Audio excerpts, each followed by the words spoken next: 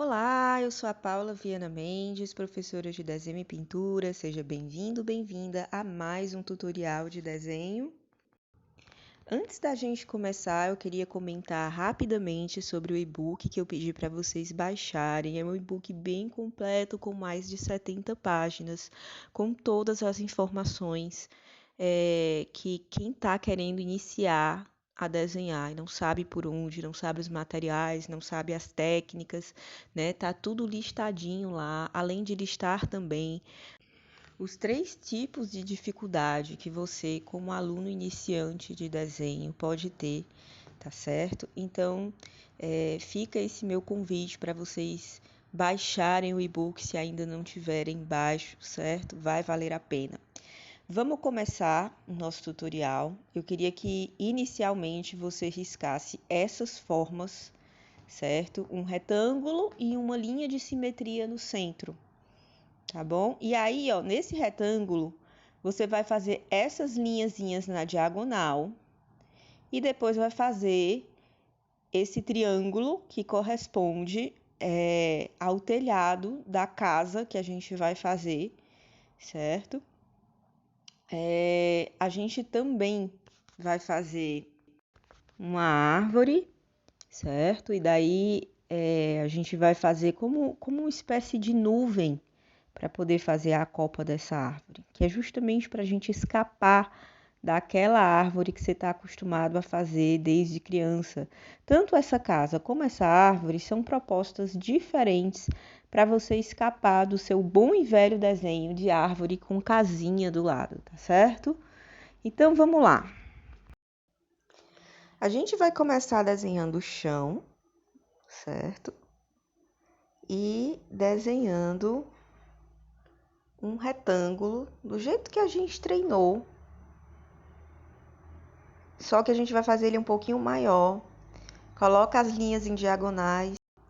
Se necessário, faz uma linha no meio, que é a linha de simetria. Resiste à tentação de utilizar régua, tá? Nesse desenho, que é mais geométrico, que você utiliza linhas retas.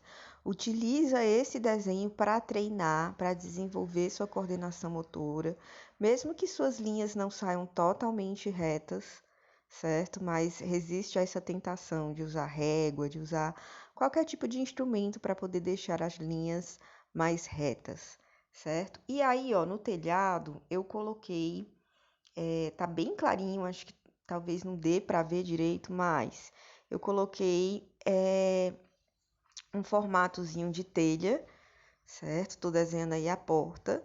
Assim que eu começar a finalizar, você vai ver com clareza todos os detalhes, certo? Não tem nada aqui que seja difícil de desenhar. E por último, eu tô fazendo esses retângulos, que são os tijolinhos, certo? Para dar uma indicação de textura nessa casa.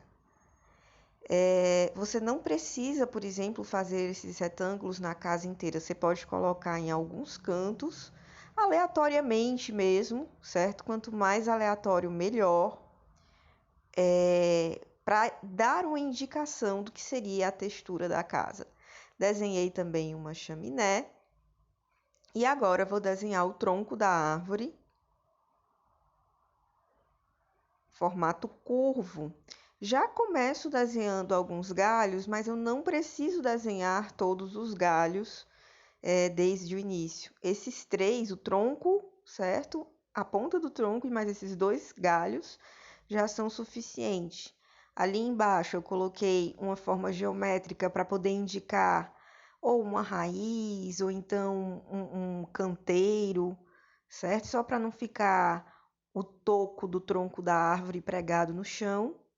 E agora, o formato de nuvem que a gente treinou, eu estou fazendo de vários tamanhos diferentes, pequenos, médios, grandes.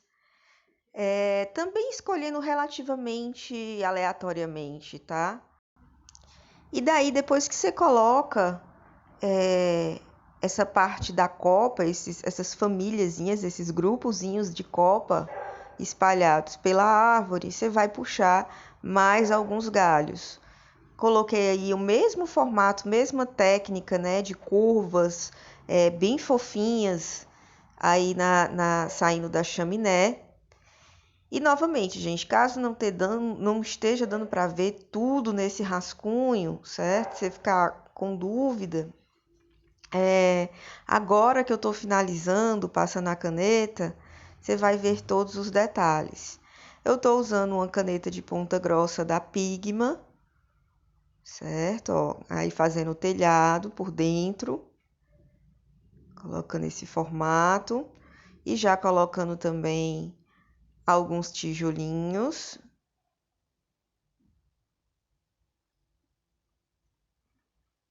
Certo? Você pode também fazer alguns pontinhos, ó, como eu tô fazendo, para indicar que essa textura dessa casa é caraquenta, é áspera. E agora a porta arredondada, com esses tracinhos. Novamente, o que a gente está fazendo é um desenho bem simples, bem geométrico. É um desenho, inclusive, que dá para você fazer com crianças, caso você tenha interesse, certo? Mas é um desenho que eu tenho certeza que mesmo quem desenha boneco de palitinho, quem se sente travado, certo? Vai conseguir fazer esse desenho tranquilamente.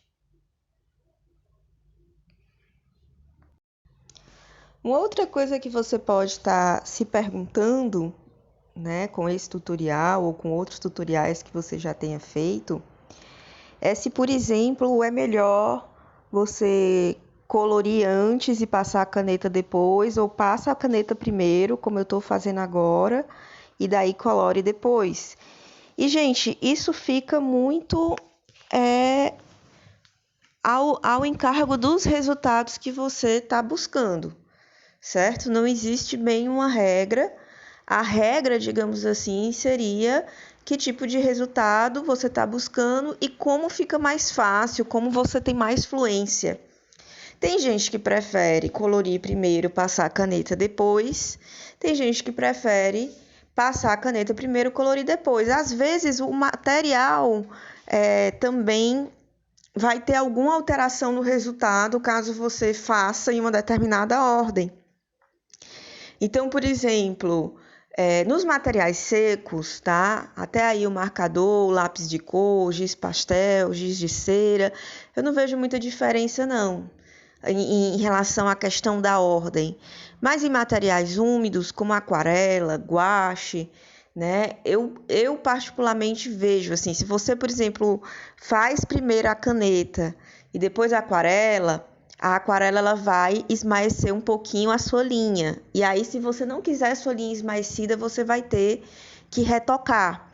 Então, eu diria que com a aquarela, se você quer linhas definidas, você primeiro pinta, depois utiliza a caneta para fazer as linhas.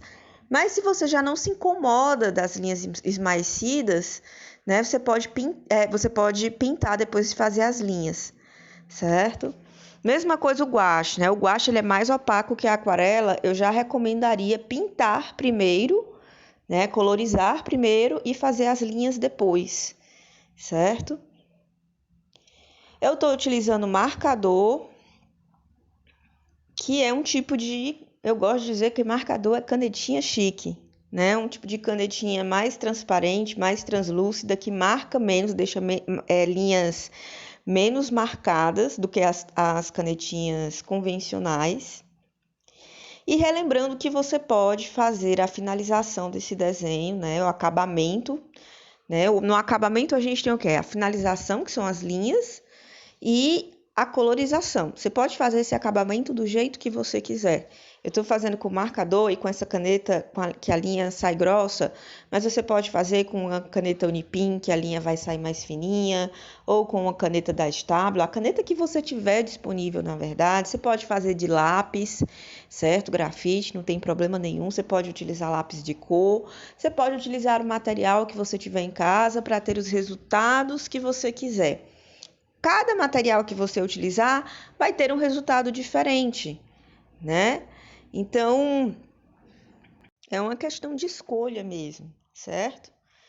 Gente, é isso. Terminamos o nosso desenho. Espero que você tenha gostado, que tenha se divertido e que tenha aprendido algo novo. E eu vejo você nos próximos vídeos.